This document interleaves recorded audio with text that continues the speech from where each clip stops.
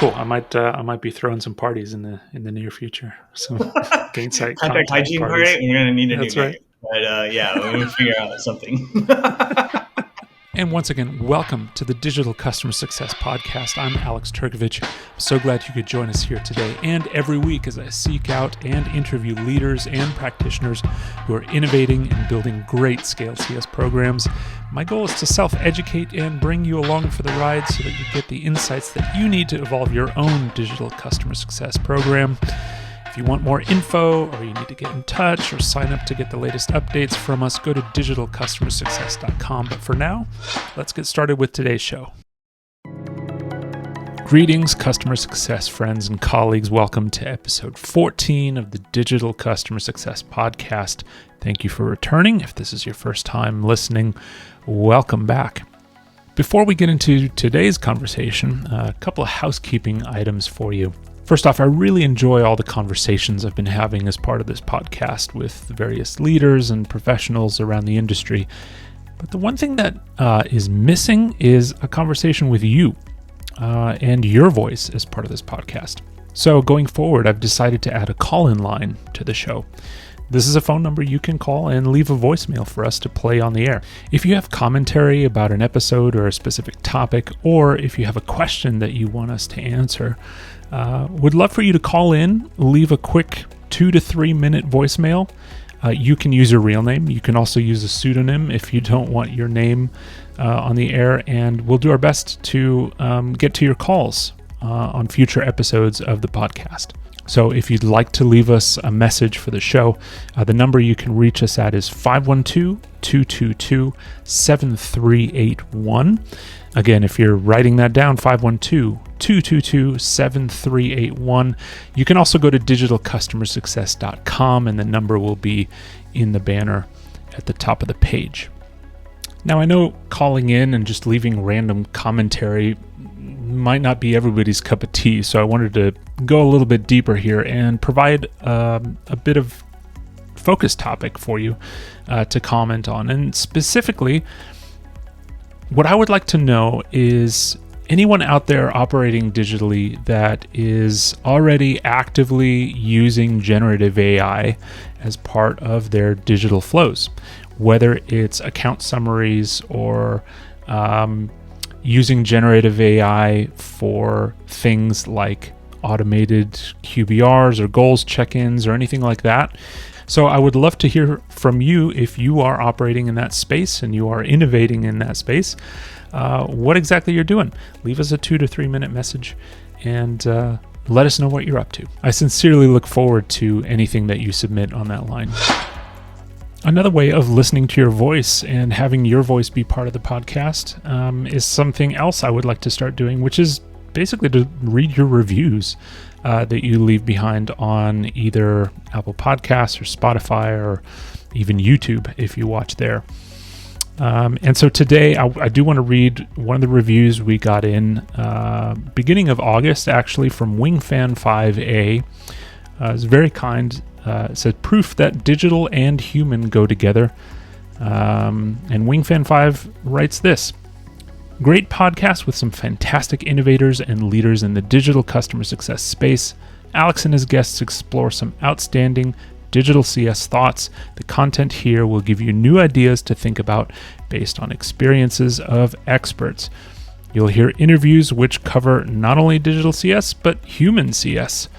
Guests share their personal uniqueness and passion in each episode, which left me knowing and trusting and leaning in even more. WingFan5A, whoever you are, definitely appreciate your contribution and your voice, and we'll read more of these in the future. For today, though, I had a pretty amazing conversation with Matthew Lind, who is a fellow Austinite. In fact, he's very much into building community around CS and has a regular Austin CS Ops meetup. So if you're in the Austin area, go check that out on his profile. But regardless, Matthew comes to us from the perspective of operations primarily. He is a Gainsight expert. He's been in the tool for many, many years, and he's held a lot of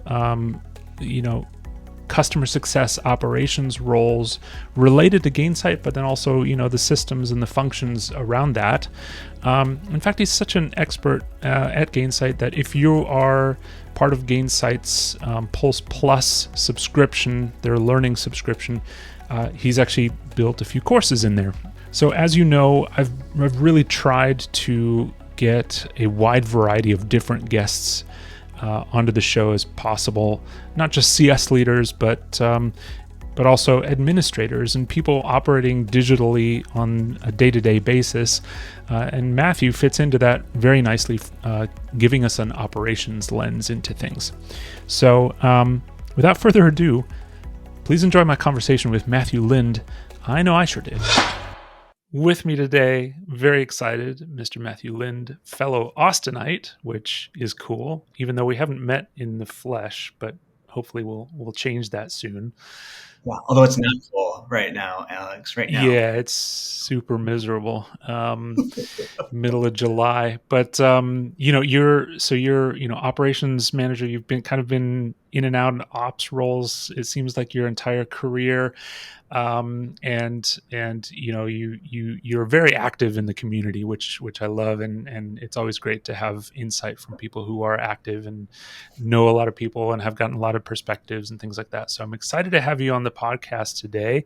And obviously we're going to start with the obligatory, like, what's your background, your CS journey, so to speak. But I want to start with your double major in business and psychology, which to me seems like a complete, like, it seems like a conflicting universes, or perhaps it's like the perfect marriage. I don't know. I'd love your take on that. It could be either. I'm impressed that you dug that out, Alex. I'm like the Nardwar of podcast, of digital, of CS podcasts, I guess. I don't know. There are no secrets to be had here at all. I love it. Yeah, to me it was perfect world. I was a little more on the psychology side for a while, and then I decided really the only reasonable path to take there. It's because I thought, I'll be a counselor or something like that. But that was going to be years and years of more school and study. And I just thought, I actually got some chops over here in the business side. And so I sort of squeezed it in at the end. And it's turned out really well because, yes, to your point, there's the facts and figures, there's the numbers, but oh gosh, we're all humans when we get involved here. And so it's that ability to relate human to human and not human to user or human to company or human to customer comes in very handy. I sometimes wish I had a psychology degree as a leader. I think it comes in handy. Probably. But tell us a little bit about your journey and what led you to kind of today and what you do today. Yep. I had a long time support background. So actually, when I graduated, I started as a credit analyst. I was underwriting commercial loans, and that didn't work. But in the midst of that, the bank I worked for actually gave us PCs, which was new. They had 24 meg of RAM in them, which was smoking at the time. They were Compact 575. So I'm dating myself. My goodness. Right here, right? Sure. I was okay at underwriting loans, but I really understood the tech. I understood databases. And so with these PCs came, I think, Lotus Notes, ironically, is what we were using. And I just immediately got it. Like, you can't put a number in that field because it's a text field, and you have to put the numbers here and space them. And when you put it here, it comes out there. And I got all of that. So I actually shifted at that point over to internal support. So I was the internal computer guy. Wow. And I got it, and I was good at it.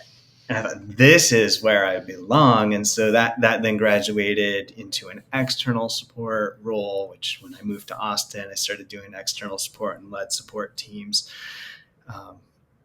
And loved that work. So deep on the tools and deep troubleshooter, root cause kind of guy. So back in the day where you were measuring your modem speed in baud rate, right? Oh yeah, and it squeaked and made all sorts of noise, right? And you had the cord snaked across the floor. That little, I don't remember what it's called, RJ, not 45, whatever the number was. Yeah. Mm-hmm. So after doing a lot of external support work and loved working with customers. I kind of got put into this escalation management role. I got all the reds basically. And we didn't have a lot of programming around it. It was just like, Matthew, they told us they're going to cancel. Is there anything you can do? And I would just get on the phone with customers and often calm them down, often work through bugs. Often I'm escalating internally to figure out where there was an issue or where we could fix something. And I was pretty good at that too. I mean, you didn't save That them all, but psychology degree coming in. You're doing some active listening. right? Yeah. Yep. And I finally said to some folks, I said, it sure would be great if I didn't have to save all of these. Is there something we can do ahead of Matthew has to save it because it's bright crimson red? And that bloomed into something we called customer programs. We're like, well, let's be in front of issues like this more often. And so I was implementing, could we do at scale that actually kept customers out of my patch? And after about a year of doing that, I read a blog article. I think it was by Gainsight at the time. It's like, here are the 5 things CS ops should do, and that's finally when I had the name for what I had been doing. I'm doing CS ops. And I went to my manager. I said, I have a name. It's not customer programs. It's customer success operations. And she said, yep, approved. And done. Suddenly my CS ops career was born. Yeah, that's amazing. So it is funny. Everybody that I speak with on this podcast has all of their unique, different inroads into what is now customer success, and at the time was called customer programs. I can't wait to hear from people who say intended to be here. I found customer success a compelling field, or ops a compelling field, and so I deliberately went there. It seems like all of us, especially those of us who've been in it for a while, have all arrived through some unexpected, unplanned door. And so I cannot wait from people who start to come into this field deliberately. I mean, I think until recently, you couldn't go get a degree or a major in customer success. I think that's starting to change. I was listening to the last episode of Unchurned, and they were talking about this kind of, I guess, epidemic we have of like just regurgitated content around customer success on LinkedIn, and kind of voicing some frustrations as they do on that podcast a little bit. And what I thought was interesting is somebody, I forget who it was, it might have been Mickey, made the comment on there about the fact that, hey, you know what? Yeah, there's a lot of regurgitated content out there, but we also have a lot of new people joining customer success. Yeah. And to them, it's all fresh content and it's all very useful. So it's kind of like that balance, I suppose, of fresh ideas, but also, hey, here are the basics. Yeah, there's a reason we call them basics, right? And they're worth repeating. So I will try to do both here as we go. I'll try not to regurgitate too much, bring something fresh. It's all good. Yeah, to your point, this is brand new. I mean, none of us came out of the womb knowing CS. None of us. Yeah. So we had to learn it somewhere. And it's okay to be repetitive, and it's okay, especially when we're talking about things that work. Well, I mean, speaking of being repetitive, we one of the things that I do like to ask all of my guests is just their basic definition of digital customer success, because believe it or not, everybody has a little bit of a different spin on it. It all revolves around the same kind of thing, but I'm compiling everybody's answers on the website if you want to go check that out. But I would love from you, and kind of in your own words, what does digital CS mean to you? Yeah, for me, digital CS is use of digital channels. It could be email, it could be in-app, it could be other online resources that maybe just slightly farther away. Maybe they're not quite so immediate, in service to your customers. And so to me, digital CS is the path to efficiency. And that's the one we talk about a lot. Speaking of repetitive content, it helps us be more efficient. The area I think that gets underplayed is it also helps us be consistent, because now we are less likely to craft a unique journey, every CSM trying to craft a unique customer journey for every customer. When we get into the digital space, because a lot of it is automated, because we're talking about things like messaging and landing pages and in-app, we give the customer a more consistent experience, Mm, which should be really good because then we can invest in that experience and right. perfect it instead of every customer's got their own journey, and so we have to perfect a whole bunch of snowflake journeys. Yeah. Let's get really good at one, or if we're segmenting, let's get good at a couple instead of Uh-huh. let's get good at a whole bunch of journeys simultaneously. Yeah. Gets confusing super quick. Yeah, I do like that focus on the core journey. Like what does every user or every customer in general need to know? What are the table stakes? What are the resources? What are the things? And then you can Yeah, branch off from there. Yeah. exactly.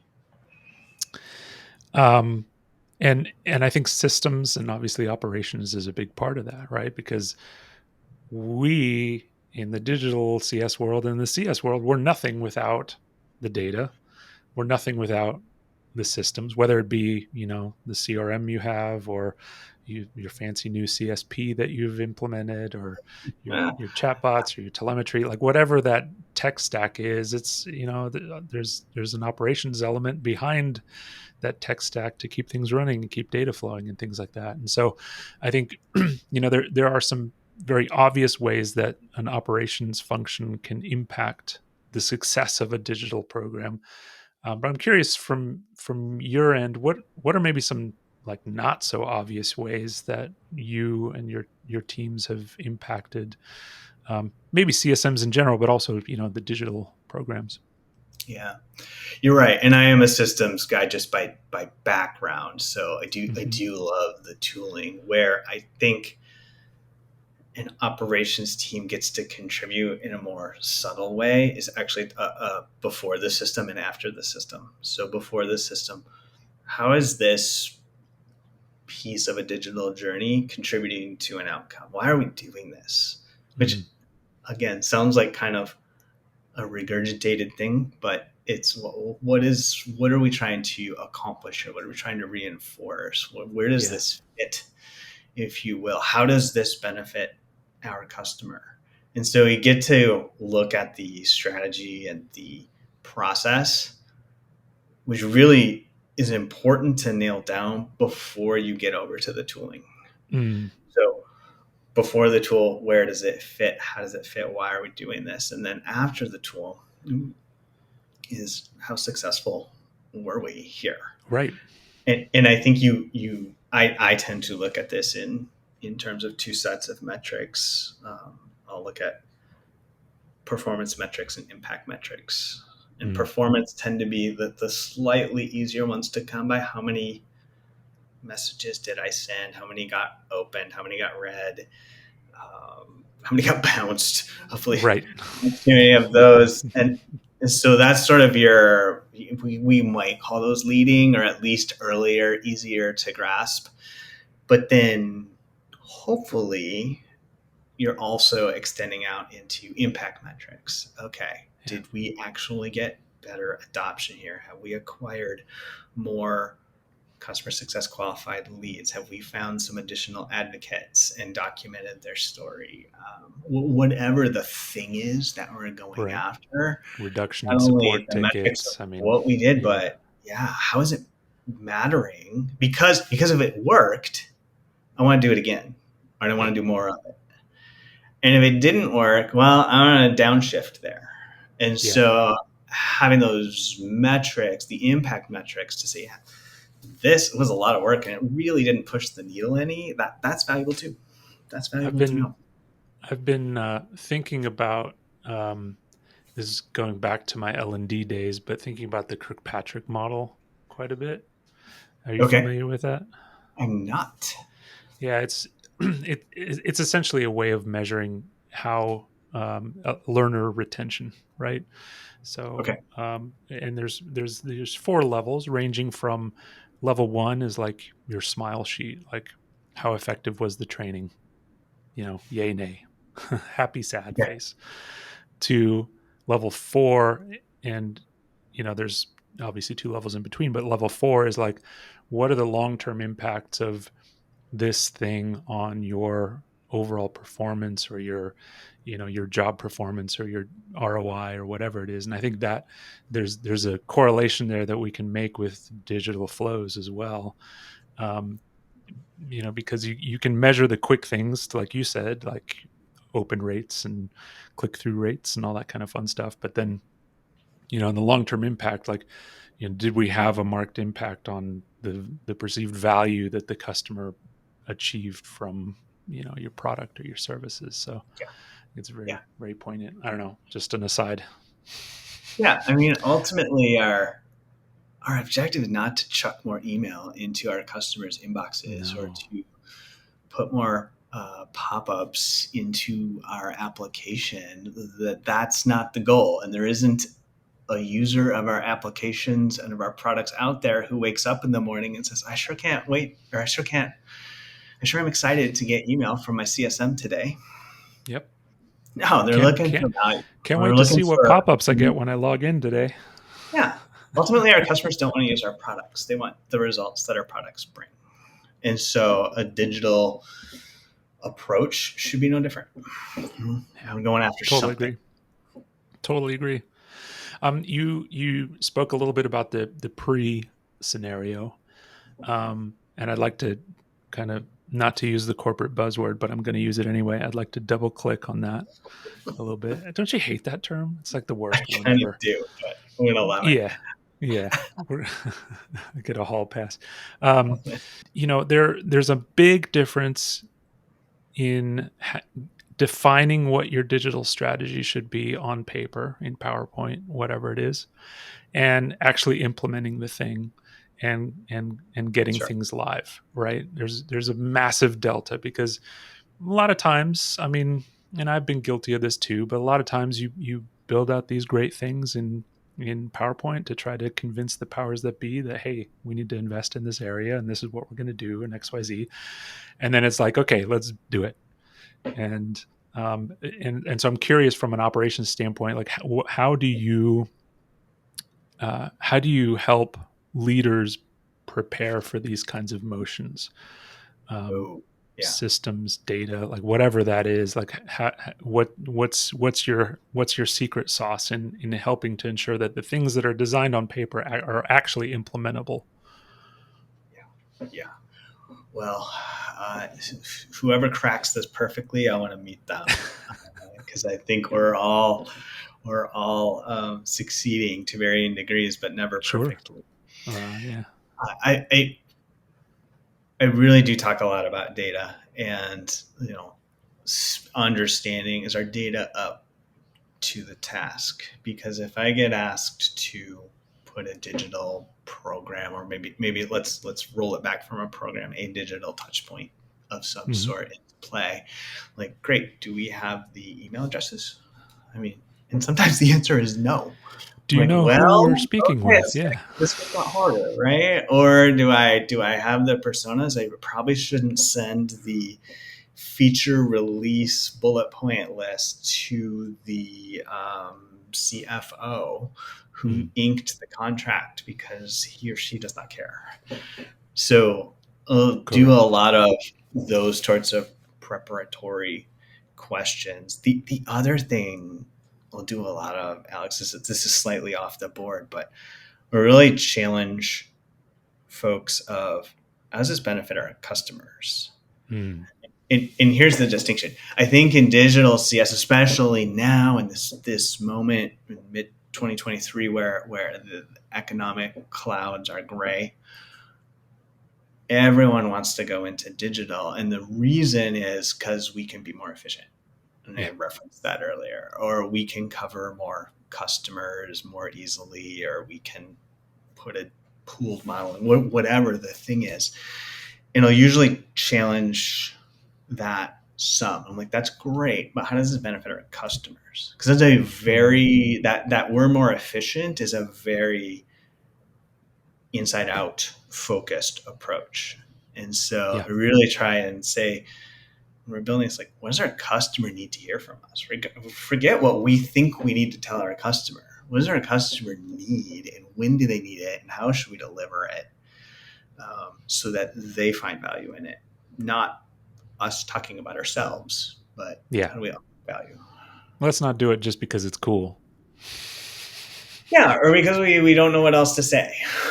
Right. I don't know, we got a digital program, we got to do something, right? Well, we can do better than that.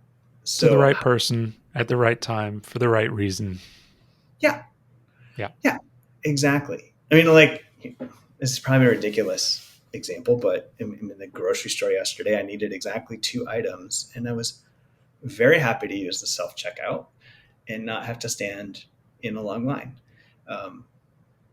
Next week, I will go to the store and I will buy a grocery cart full of stuff, and then I want the full service experience. I want the checker and the person to help me bag them up. And so that benefits me. And yeah, the grocery store probably benefits because they can do this in a less expensive model, but it benefits me as the customer because I can slide in and out quickly when I want to. Mm-hmm. I can also, have a different experience when I need that. Yeah. Depending on your levels of social anxiety that day. As well. But, yeah, I get your point, because you almost want to, not almost, you do want to put the control in the customer's hand in terms of how they want to receive the information, and to what degree and at what time and those kinds of things. Because email campaigns are great, but they just fall flat to the wrong audience. And so, providing often different ways. Yeah. Yep. Email is so tricky, and granted, we all do it and we're all going to keep doing it, but sure. But I always figure when it comes to email, we have to deliver it. We've got to hope it gets opened. Then we have to hope it gets read. And then we have to hope it gets comprehended. And finally, it might get actioned. So the delivery is kind of on us in ops, or let's call it, in the CS house. Like, do we have the right email addresses and the right personas and the right targeting? So the deliverability is kind of on us. Have we pulled out people who are no longer out there at our target companies who have moved on or whatever? But sure. But the open, the read, understand, and action. We don't have a lot of control over those. Granted, we can put out good content in hopes to get there, but we don't have full control over that. And so I think we are wise to move away from the model of, well, I sent an email, and so I communicated something to my customer. Like, no, you didn't. You sent an email. Yeah, we don't know if you communicated something to your customer. We don't know if it mattered yet. That's quite honestly in the customer's court, and we want to improve our odds. But to say I sent an email does not mean you communicated with the customer. Yeah, you checked the box, but did you really? Who knows? Yeah, exactly. I mean, how many times have we heard something like that? Like, well, I missed a meeting, and someone's like, well, I sent you an email. I'm like, well, yeah, it was in between 72 other emails that I got that hour. So anyway, I'll discontinue my email rant. I think it's important. We've got to put it in its right place, in its right context. If my customer is anything like me, they definitely don't have a zero inbox at the moment. Right? And I want to, but I'm not there yet. That'd be great. I'd love to kind of dig in a little bit on data hygiene elements of it, because it is, I think, is so important. And practically everyone who has come on this podcast who's on the operations or administration side they've all highlighted the same thing around data, and the fact that, hey, you got to have clean data before you do anything. And anyone who hasn't spent time manually doing stuff in spreadsheets is probably not ready from a data perspective. But, one thing, I'm struggling with at the moment as well in my role is the fact that we do have some out of date contacts. We don't have everybody kind of labeled in terms of, okay, this is my executive and this is my operator and this is my training contact or whoever it is, and that all requires human Yes. interaction until AI gets to the point where it can do all that for you based on contextual language, which we're not there yet. We might be at some point, but what is my long-winded question of what are your best practices with regards to maintaining data and that data hygiene in the long term? Yeah, this one is so hard. It's hard. I'll challenge a little that it's always manual. Mm. Hopefully, it's there's pieces of it we can automate because like if I have product telemetry, for example, here I go systems again, right? Sure. Hopefully, I can pick out which people hold admin type credentials and which people don't, and Yeah. hopefully, I can pick out which people have not logged in the last 60 days at Yeah. all, and you have not seen them. Now, they might be a good target for some sort of refresh or reminder, or consequently, they may actually be the most likely to have departed. Yeah. So I Or think, they're the executive buyer who only logs in right at renewal time or something. right, right. So I think there are signals Mm. in the data we can work on, and so we should avail ourselves of those where they're possible. Now, granted that there is, as you pointed out, a huge human element to this. I cannot automate my way out of this by any stretch of the imagination. Well, one of the things that have done this may work or may not to varying degrees. I got a buy-in from leadership who wants my CS leaders, my counterparts over there.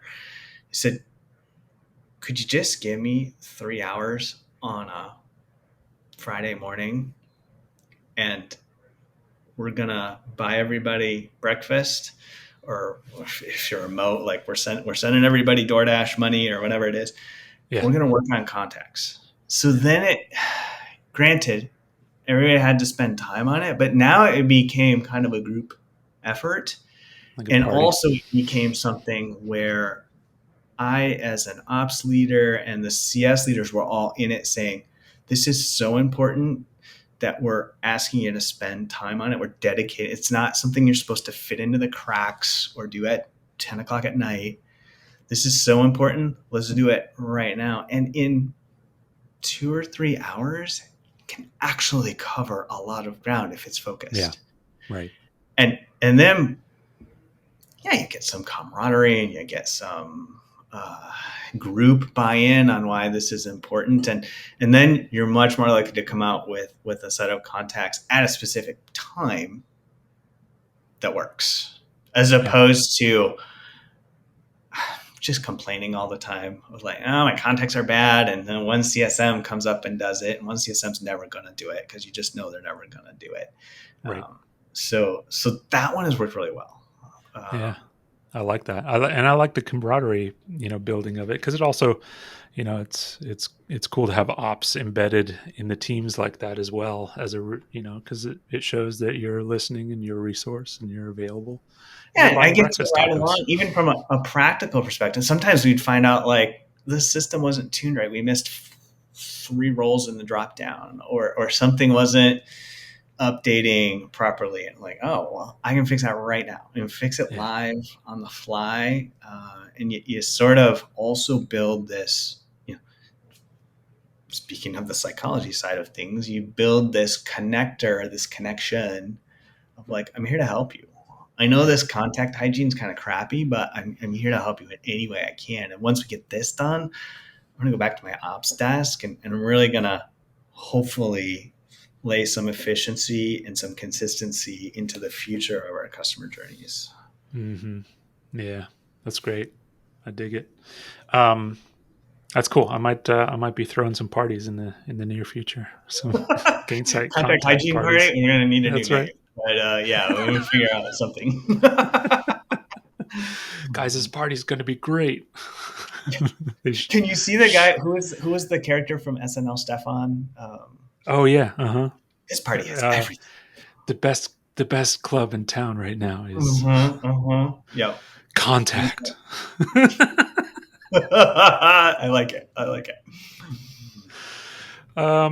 Do you you mentioned earlier the thing of like you send the wrong email to the wrong contact, and I think that's kind of like the classic digital CS blunder. Are there other things that you've experienced or witnessed, just in terms of blunders in digital CS that others might learn from? Yeah, I think that persona one is a big one. One, and I hinted or didn't even hint at it, said it out loud earlier, which is not having an outcome in mind for a digital touch point. So it's like, many of us have been there. You get this sort of breathless request that arrives. This email's got to go out. It's 1:30 and it's got to go out by 2:30 or else. And I'm like, wow, I needed more time to prepare than that. Another blunder, I think, is not being multi-threaded in our touch points. We talk about this a lot in CS. Like, well, you need more than one contact point. You need stakeholder alignment would be to pull out the CS phraseology, right? Okay, sure. Well, can we apply that same idea to our digital touch points? And can I get multi-threaded? Can I get email, and then can I do in-app? And I realize that these are all sometimes very large technical hurdles that can't be overcome easily. But let's find a way. Or can I leverage some sort of knowledge base that I've got online? So getting away from that moment of I sent an email and I assumed that would be enough. It's like, well, wait, you send an email and we reinforce with something in-app, or we even ask like, do you know how to use this feature? I sent you an email on it last week. Do you know how to use it now? Yes or no? Great. Here's some online resources. So that sort of stuff. Did you get that memo? Yeah, exactly. And then the last one, and speaking of blunders, we send the wrong email to the wrong persona. I think the big blunder that can happen in that very scenario, Alex, is then we discontinue digital altogether because we sent one email to the wrong person. And I'm not suggesting we ditch quality, and I'm not suggesting that that's a minor infraction, although it might be minor. But then we chuck the whole digital program because we had one mistake.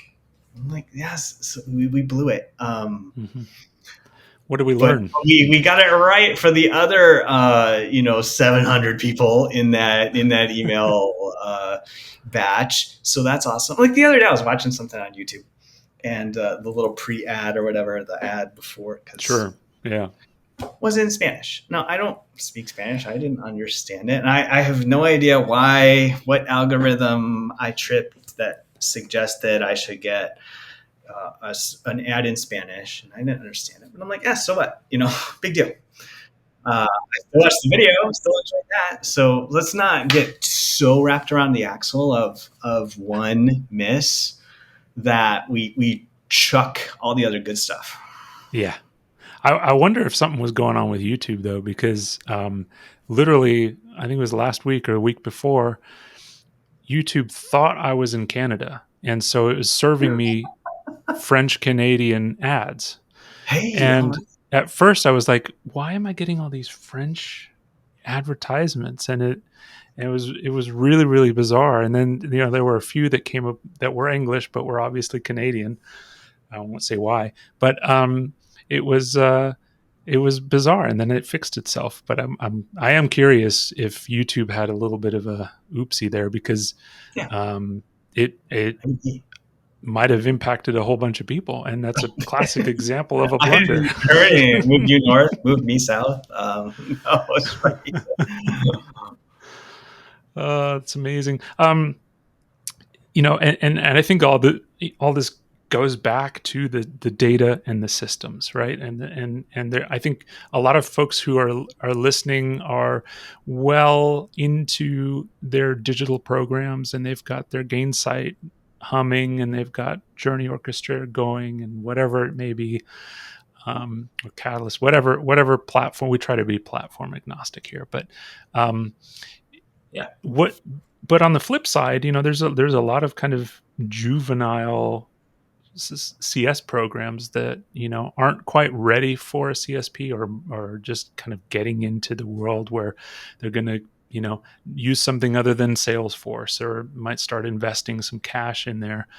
So I'd love your opinion on maybe what that inflection point is. Like, at what point are you ready for for a system like that, and how can you prepare yourself for implementing something like that? Yeah.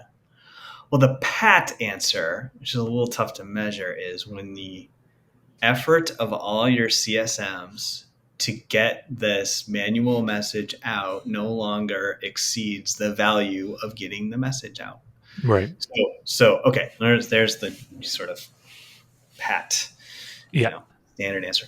I do think I sometimes talk about unprocessed mandates, Hmm. and this could be digital, it could be elsewhere, but it's sort of when the CS team starts getting these mandates from other parts of the organization, like the product teams, like, we're about to release, and so we need you to send our release notes out.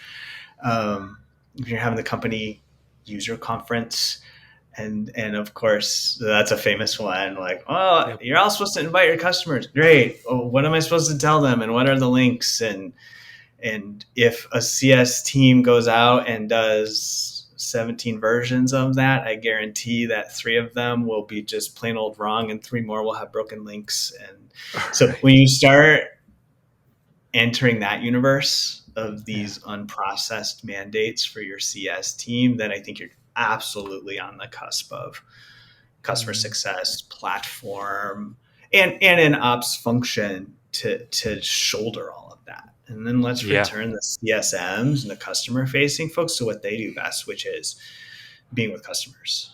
Because Mm. if my CS team is just copy paste, copy paste, copy paste, oops, missed Yeah. that contact, then I say it's time.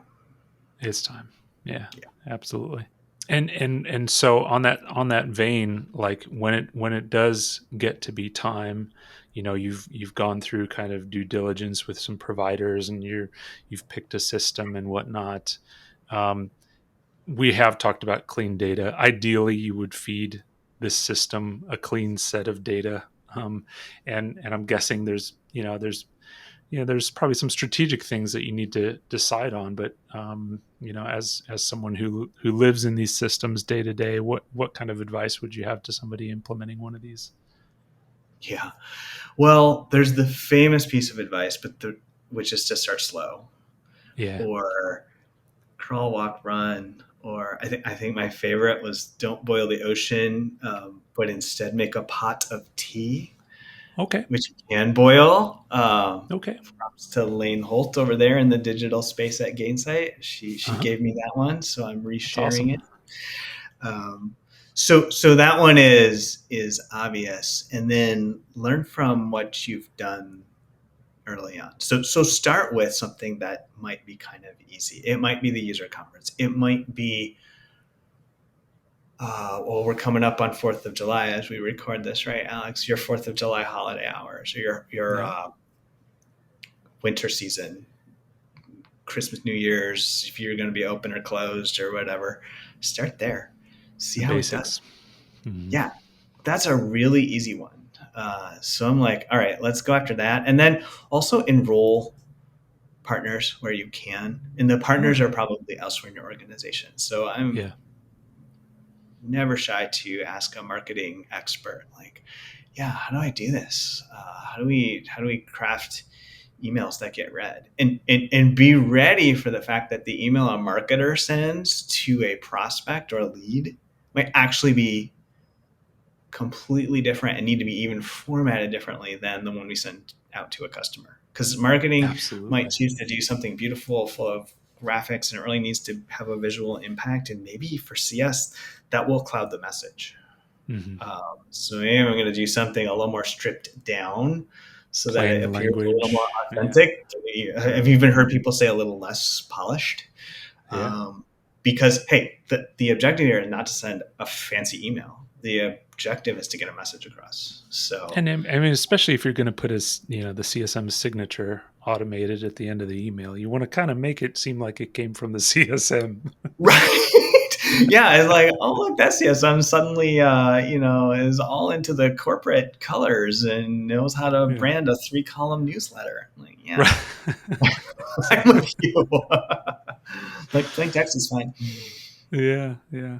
Well, look, as we kind of start to wrap things up a little bit, I'd love to get your take on what's in your content diet. What do you read and listen to keep yourself fresh and informed? Yeah, I'll probably go a little more towards the CS ops, a little more general Cool. than the digital. I just read the checklist manifesto, and I will Yes. tool. Oh, I will get his name wrong. Um, Anyway, for those who are not familiar, he's a medical doctor, and he goes through how implementing checklists really changed the game as far as good outcomes in the medical profession. And I loved Atuga this one book. day. The one day. Okay, thank Yeah. you. I would Mm-hmm. probably not say it properly. But what I loved about the book is I don't think the words customer success are in it, but you see Yeah. it all the way through this book. Mm-hmm. And why your checklist does not need to have 52 steps in it. I mean, that would be No. in CS, we would call it a playbook, right? And it's like, nah, just put the key steps. So I really enjoyed that one. I also really enjoy um, the Success League. Yeah. They have a great podcast. They put out some Mm-hmm. fantastic content, and I love that they pull from a lot of different types of people. Um, and you get to hear also from a lot of folks with a lot of various backgrounds who Right. are coming in. And then the other podcasts I listen to, although they're on hiatus, and I don't know if they're coming back or not, is RevOps Corner. Oh, sure. Okay. From I forget the folks' names, but they're Union Square Consulting, and their old episodes at least are out there, and they're phenomenal. They really they come at RevOps instead of CS ops, but still a lot of great stuff that's right there that's applicable to us in CS, and really they do a lot of thinking on through lines for how to get your organization to work together. So I really like their podcast as well. I hope they come back. That's cool. Yeah, I've seen it. I'd never listened to it, so I'm definitely gonna binge that over the long holiday weekend a little bit. Yeah, it looks like their last episode was April, so Yeah, and it's so I don't know July. if they're So going to come back or not, but there's some good stuff that's in there already, and like they interview some VC folks, they interview a lot of ops people. It sometimes gets a little salesy, but it's okay. It's the yeah, concepts are all still rock solid. that's cool. Okay, and then so that's content. Love it. Appreciate the share, and obviously we'll put the links in the show notes to what you've shared. But it's your time to kind of give some people some kudos. Who's doing some cool stuff in the realm of digital CS? Yeah, well, a lot of folks are doing some good work. I'm going to call out Lane again. Yep, Granted, she's also an Austinite, so a little home field advantage exactly. going here. But not only is she doing a lot of great work leading some of the digital work for Gainsight customers, but she's putting out some great content too. So you don't have to be a Gainsight customer to enjoy what she's doing.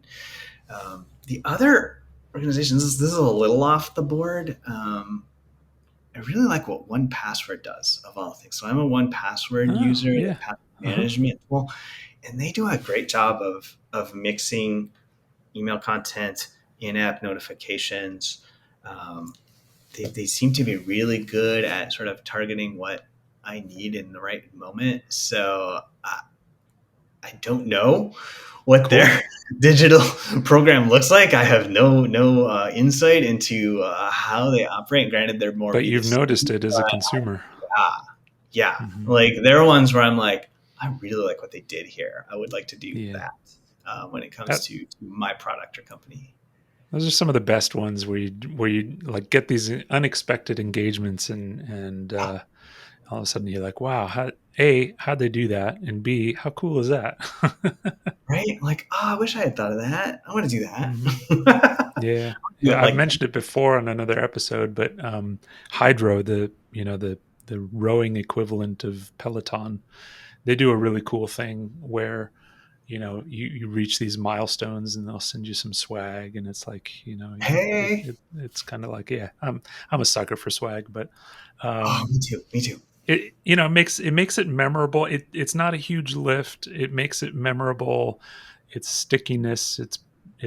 It's brand awareness, but it's also like partnership and you know that kind of stuff. And it's also there's a little gamification in there for your As for end sure. users. Like Yeah. some restaurant, I don't remember which ones. Like once you got enough points, they would literally send me something. And it was something kind of rinky. It was like a shopping bag or something. But still, I was like, I got the gold level and I got the shopping bag. Or, and I was like, hey, I'll come to your store and spend money on that. So yeah, that gamification, you should be Yeah. careful how you do it, but it works. Absolutely works. Yeah. So there's another hot tip. Go into your digital strategy with a little swag budget. Yeah. Oh, yeah, and I wish more CS folks had more swag budget. Yeah, I know. That's I one know. mission we need to go on. Figure out how to get that done. Exactly. Yeah. Um, I noticed when I know you do quite a few Austin meetups, and I haven't actually been to one yet. Are you doing one in the near future? Yeah, I started. I called it First Fridays, and it's for CS ops of Yeah. all flavors. You caught me a little because I'm out of town here shortly. I'm not doing a First Friday in July, but basically we just meet Yeah. at a bakery in Austin Awesome. live in Hmm. person, and I called it First Fridays because then I would always know when it was. It would be on the first Friday of the month. We do it in an afternoon because Friday afternoons are sometimes, maybe a little more flexible than other times. And it's sometimes we're there as therapy. Yeah.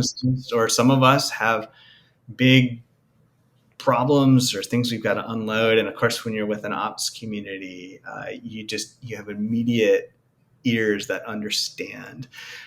We Hmm. also have just gotten out the laptops and worked. We worked on Churn Zero one time with some folks. We did some Gainsight work where it's like, let's literally get live. Let's open Yeah. our laptops and work on things. Let's try this and let's build a rule. And okay, that didn't work, but we got closer. And so now let's shift 10 degrees over here. So it's meant to be sort of this workshopy, not like an educational presentation, but like, no, let's work Work in together. session. Yeah. Yeah. I love that. I think more people need to do that and take initiative. And I think a lot of people just kind of wait for something to pop up in their community. And I think it's we can take an example from you and actually driving some of those things and say, hey, let's get together, let's go. Yeah. I took a page from Salesforce is really good about this. The Yeah. Salesforce community gets together Hmm. a lot in this way. And Yeah. so I'm like, yeah, CS ops, we can do that too. That's cool. Well, I want to thank you for your time and your insights and the few laughs that we had. It's Yeah, really it's been appreciated. And where can people find you, engage with you? I mean, LinkedIn, obviously, right? LinkedIn is the place to go. Just look for Hmm. me out there. Look for the bow tie. Look for the bow tie. You tend to show up in bow What ties. does your bow tie collection look like? Is this a thing, or are there a select few? Like, what's your strategy? What's your bow tie strategy? I think I'm passing through about a dozen now or so. Bow Hmm. ties, they're just fun, right? Yeah, Because they just yeah, always seem to attract a comment or something like that. And now that I know how to tie it, it's great. I have all but one of them are ones I tie. There is one I do not tie, but the rest, yeah, I do the thing. Did you get into the wooden bow tie trend? No, I have not done the No. wooden bow tie trend. I have to like whittle my own bow tie or something. I think for a hot minute, those were popular on like Etsy or something like that. Somebody with a laser cutter. Yeah. Yeah. LinkedIn's the place that is the best place to find me. Send me a message. If anyone does connect, just let me know kind of how or where you heard about me. That just helps me know that you're a real live person who listened to this versus you're trying to sell me something, which you might be both. Yeah, you're not. Yeah. But yeah. You're not helping companies do XYZ. Yeah, exactly. Cool. Thanks for the time. Appreciate it. We'll talk soon, huh? All right. Thanks, Alex. Thank you for joining me on this episode of the Digital Customer Success Podcast. If you like what we're doing, or don't for that matter, consider leaving us a review on your podcast platform of choice.